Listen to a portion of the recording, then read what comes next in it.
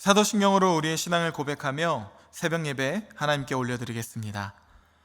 전능하사 천지를 만드신 하나님 아버지를 내가 믿사오며 그 외아들 우리 주 예수 그리스도를 믿사오니 이는 성령으로 잉태하사 동정녀 마리아에게 나시고 본디오 빌라도에게 고난을 받으사 십자가에 못 박혀 죽으시고 장사한 지 사흘 만에 죽은 자 가운데서 다시 살아나시며 하늘에 오르사 전능하신 하나님 우편에 앉아 계시다가 저리로서 산자와 죽은 자를 심판하러 오시리라.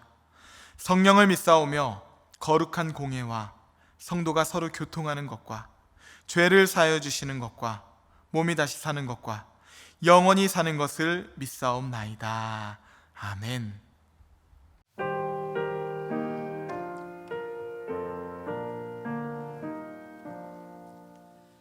너 근심 걱정 말아라. 주 너를 지키리.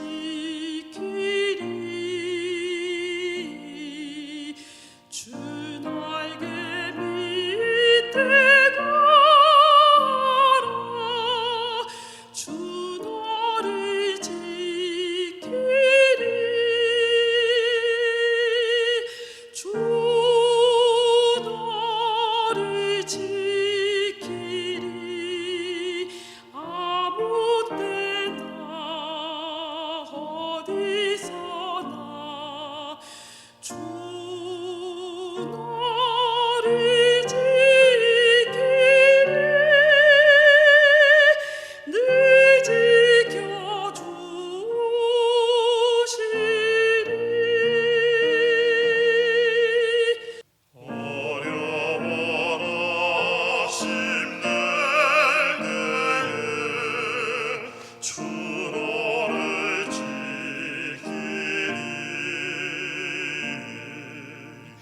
위험한 일을 당할 때 주 너를 지키리.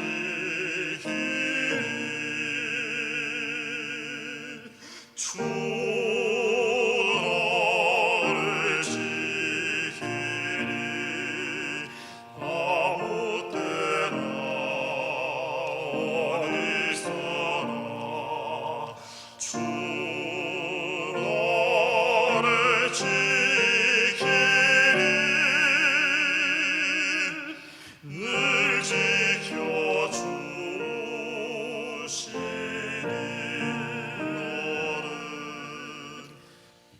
너 슬픈 일이 하시고 주 너를 지키리.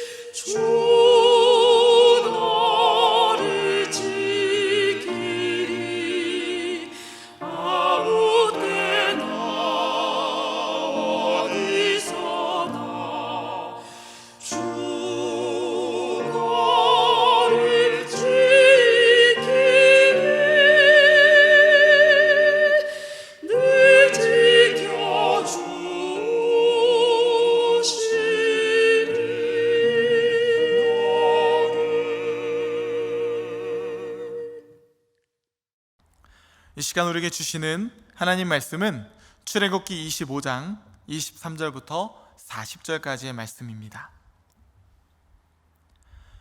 너는 조각목으로 상을 만들되 길이는 2규빗, 너비는 1규빗, 높이는 1규빗 반이 되게 하고 순금으로 싸고 주위에 금테를 두르고 그 주위에 손바닥 넓이만한 턱을 만들고 그 턱 주위에 금으로 테를 만들고 그것을 위하여 금고리 넷을 만들어 그 네 발 위 네 모퉁이에 달되 턱 곁에 붙이라.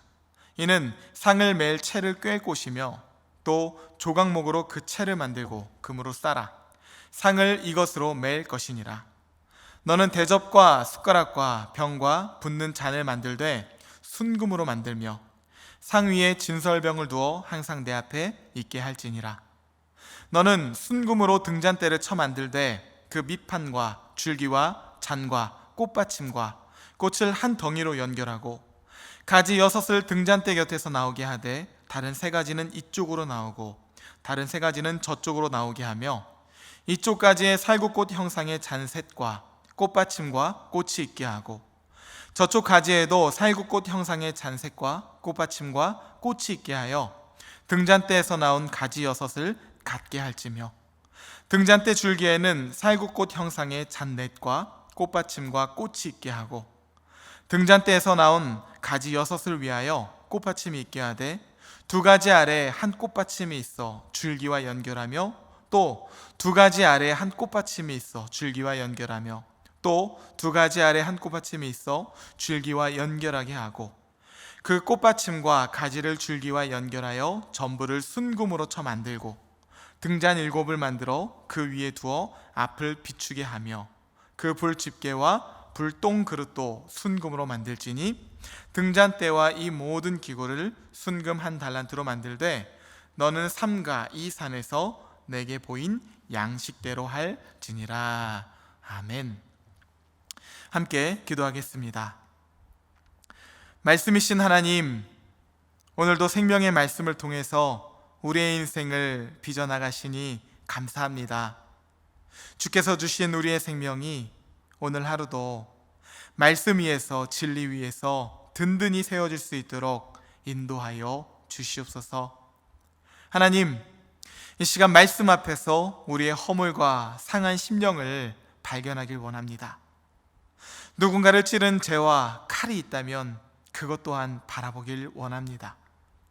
이 모든 것들이 하나님으로부터 오는 좋은 것들을 막고 있사오니 이 시간 우리의 연약함으로 인하여 막힌 담을 모두 허무시고 우리를 자유케 하여 주시옵소서.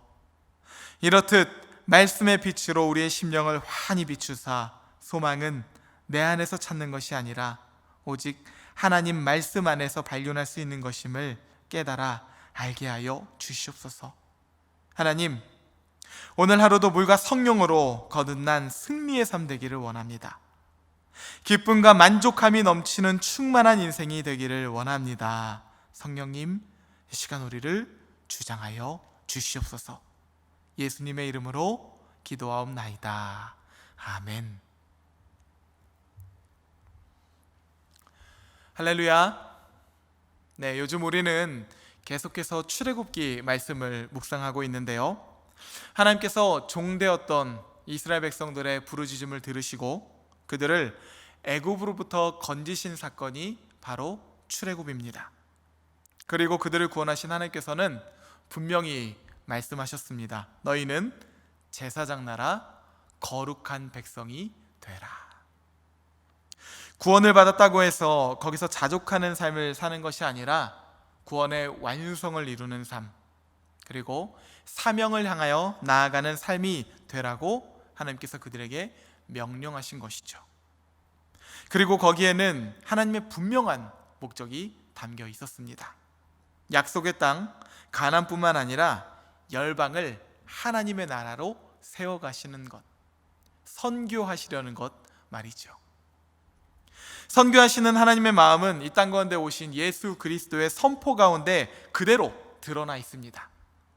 주의 성령이 내게 임하셨으니 이는 가난한 자에게 복음을 전하게 하시려고 내게 기름을 부으시고 나를 보내사 포로된 자에게 자유를, 눈먼 자에게 다시 보게 함을 전파하며 눌린 자를 자유롭게 하고 주의 은혜의 해를 전파하게 하려 하심이라 하였더라.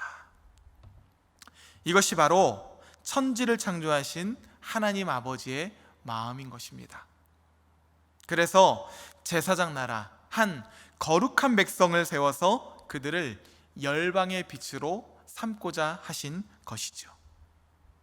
이제 이스라엘이라고 하는 그 빛이 가는 곳마다 모든 어두움이 드러나게 될 것이고 죄악이 물러나게 될 것입니다. 빛의 역할은 분명했습니다. 하나님 말씀에 그대로 순종하는 것. 하나님께서 천지를 창조하실 때에도 그때에도 빛의 역할은 분명했죠. 하나님 말씀에 순종.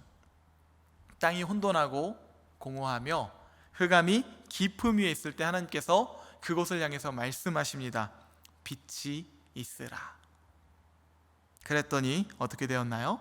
빛이 하나님 말씀에 순종해서 빛이 있었고, 피조물인 빛이 하나님 말씀에서 순종해서 말씀하신 그대로 그 자리에 존재하게 됩니다. 그러자 모든 혼돈과 공허와 흑암이 깊음 위에 있는 어둠이 다 물러가게 된 것이죠. 사랑하는 성도 여러분, 하나님의 백성은 하나님의 말씀대로 그대로 순종하며 살아가는 것이 능력입니다. 그렇게 살아갈 때 하나님께서는 우리를 가장 선한 길로, 가장 좋은 길로 인도하시는 것이죠. 그래서 하나님께서는 그분의 백성에게 계속해서 말씀을 주시는 것이에요. 오늘도 우리에게 주시는 이 새벽 만나의 말씀을 통해서 생명을 살리는 흡족한 은혜를 주실 줄 믿습니다. 오늘 본문은 성소 안에 두어서 거룩하게 사용될 진설병이라는 떡을 올려두는 상과 등잔대 제작에 관한 말씀입니다. 먼저 이 둘이 어떤 목적으로 성소 안에서 사용되는지 알면 좋을 텐데요. 출애굽기 25장 30절 말씀, 그 상은 언약궤 앞에 놓고 상 위에는 나에게 바치는 거룩한 빵을 항상 놓아두도록 하여라. 다음은 등잔대에 관한 말씀입니다. 25장 37절, 등잔 7개를 만들어서 그것을 등잔대 위에 올려놓아 앞을 밝게 비치도록 하여라. 떡을 놓아두는 상과 등잔대의 목적에는 공통점이 하나 있었습니다. 상 위에 하나님께 드리는 거룩한 빵이 상시 올려져 있어야 하는 것이고요, 마찬가지로 등잔대에도 24시간 항시 불이 켜져 있어 앞을 환하게 비추라고 말씀을 하시는 것이죠. 두 기구 모두 하나님 임재와 관련해서 끊임없이 그곳 가운데서 사용된다는 것입니다. 이렇듯 하나님의 거룩한 성소에서 쓰임받는 기구이니 얼마나 잘 만들어져야 하겠습니까? 오늘 본문은 그 제작에 관한 말씀인 것입니다. 그런데 여러분, 사실 제가 오늘 말씀을 준비하면서 조금 난감한 마음이 있었습니다. 먼저 이 짧은 시간, 그것도 이 새벽 시간에 말씀을 나누어야 하는데 어렵고 복잡한 기구의 제작 방법을 나눈다는 것이 도대체 어떤 의미가 있을까 고민이 되었던 것이죠. 23절 24절 말씀을 보면 조각몽으로 상을 만들되 길이는 2규빗, 너비는 1규빗, 높이는 1규빗 반이 되게 하고 순금으로 싸고 주위에 금테를 두르고, 그 후에도 계속해서 제작 방법이 기록되어 있는데요, 그거 배우다가 각자 집에다 떡상이나 등잔대를 만들어 두실 것도 아니고 우리에게 주시는 말씀은 과연 무엇인가 고민을 하며 계속해서 말씀을 들여다본 것이죠. 그러다 어느 순간 한 구절에 제 시선이 멈추었습니다. 바로 40절 말씀인데요, 제가 세번역 성경으로 읽어보겠습니다. 이 모든 것을 내가 이 산에서 너에게 보여준 모양 그대로 만들도록 하여라. 그렇습니다. 거룩한 떡을 올려두는 상, 등잔대를 만드는 가장 완벽한 방법, 그 실제는요 아주 심플했습니다. 하나님께서 말씀하신 그대로를 행하는 것, 그대로 만드는 것 말이죠. 설계도가 복잡할 수도 있고 어떤 부분에서는 단순할 수도 있을 것입니다.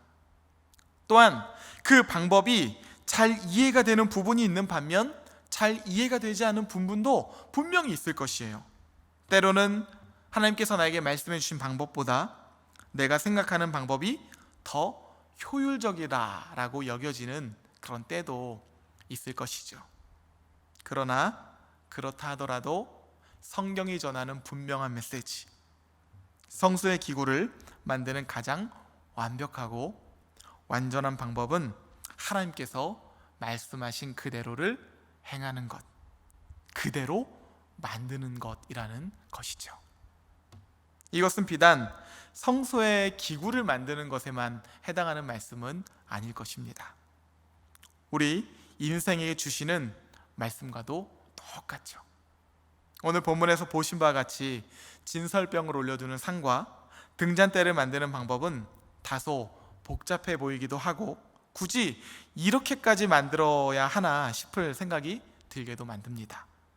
상은 떡을 잘 올려둘 수 있도록 만들면 되는 것이고, 등잔대는 불을 잘 비출 수 있도록 그저 만들면 되는 것이지, 도대체 이게 뭐라고 이렇게 정교하게 무늬부터 모양, 재질까지 하나하나 다 말씀을 해 주시는 것입니까? 우리 인생도 그렇죠. 먹고 살기만 해도 빠듯하고 정신이 없어 보이는데 사명은 무슨 사명입니까? 또한 나 자신조차도 돌아볼 여유가 없는데 하나님을 사랑하고 이웃을 사랑하라고 하시는 말씀은 사치처럼 느껴지기도 하는 것이죠.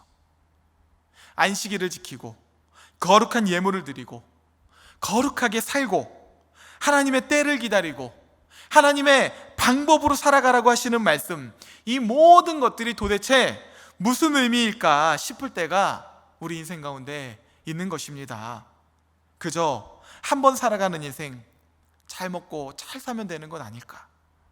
내가 하고 싶은 대로, 내 마음 가는 대로 살면 되는 것이 아닐까? 그런 의문을 여러분들도 한두 번쯤 가져보게 되지 않습니까? 하지만 그것은 우리 인생을 잘 모르기 때문에 하는 말입니다. 하나는 알고 둘은 모르는 것이죠. 히브리 기자는 9장 27절에서 이렇게 말하고 있습니다. 한 번 죽는 것은 사람에게 정해진 것이요 그 후에는 심판이 있으리니. 우리 삶은요, 그저 이 땅 가운데 한 번 살다가 한 번 죽는 것으로 끝나는 것이 아니라는 것이에요. 정해진 죽음, 그 이후에 살아갈 영생, 영원한 생명과 우리의 지금의 삶이 연결되어 있다는 것이죠. 기독교 변증학자인 C.S. 루이스는 말합니다. 슬프게도 많은 사람들은 이 땅 가운데서 하나님 없이 살기로 선택했기 때문에 하나님 없이 영생을 살아야 할 것입니다. 하지만 내가 지금 이곳에서 사는 것이 존재의 끝이 아니고 그 후에 영원이라는 것이 있으며 지금의 삶이 그 영원과 연결되어 있다는 것을 깨닫는다는 사람은 분명히 다른 삶을 살게 될 것이죠. 영원의 빛 가운데 살면 우리의 가치관이 변하게 되기 때문입니다. 우리가 관여하고 있는 모든 관계, 우리에게 맡겨진 일들, 그리고 우리가 처해 있는 모든 상황 속에서 우리는 지금보다 더 올바른 선택을 하게 될 것이죠. 시간과 돈을 더 현명하게 쓰게 될 것이고요, 명예나 부 또는 일의 성취감이나 쾌락보다 하나님의 말씀을 더 마음의 중심에 두게 될 것입니다. 사랑하는 성도 여러분, 여러분의 삶은 어떤 형상으로 빚어지고 있습니까?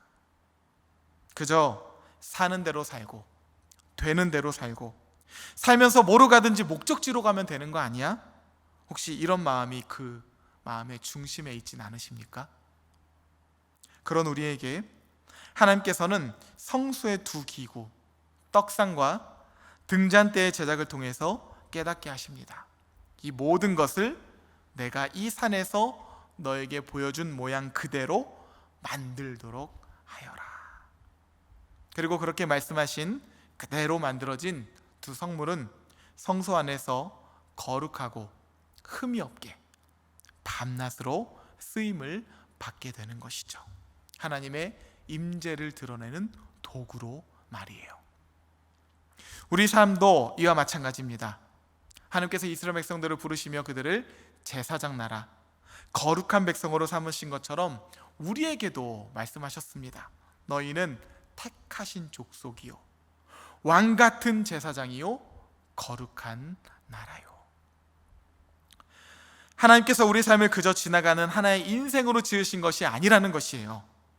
우리 안에 하나님의 형상을 새겨두시고 사명을 따라서, 말씀을 따라서 살아가는 인생을 통해서 우리를 거룩하고 흠이 없는 하나님의 도구로, 축복의 통로로 삼으셨다는 것이죠. 그러한 삶을 살아가는 자들을 통해서 하나님의 축복과 영광이 물붓듯이 흘러가게 되는 것입니다. 성소 안에서 쓰임받는 두 기구도 이렇게 말씀대로 그대로 지어져야 하는데, 하물며 하나님의 성전이라고 말씀하시는 우리의 삶은 어떻겠습니까? 신묘막측하게 지어진 하나님의 최고의 피조물, 우리의 삶은 하나님의 말씀이 아니고서 그 어떤 것으로도 지어질 수가 없는 것입니다. 우리 삶은 하나님의 말씀을 따라갈 때 의미가 있습니다. 우리 인생은 하나님의 말씀이 담길 때 참된 축복이 있습니다. 그러니 나의 의지와 계획보다는 하나님의 말씀을 바라보면서 하나님이 주시는 때와 하나님의 방법을 바라보며 성령의 열매를 맺는 인생이 되시기를 간절히 바랍니다. 때로는 살아가다 보면 염려할 상황도 생길 것입니다. 또한 때로는 크고 작은 인생의 불편함과 인생의 의문점들도 생길 것입니다. 그러나 그렇다 할지라도 하나님의 때와 하나님의 방법을 바라보는 신실한 자들에게는 가장 완벽하고 가장 완전한 길로 나아가시는 하나님의 인도하심을 우리는 경험하게 되는 것이죠.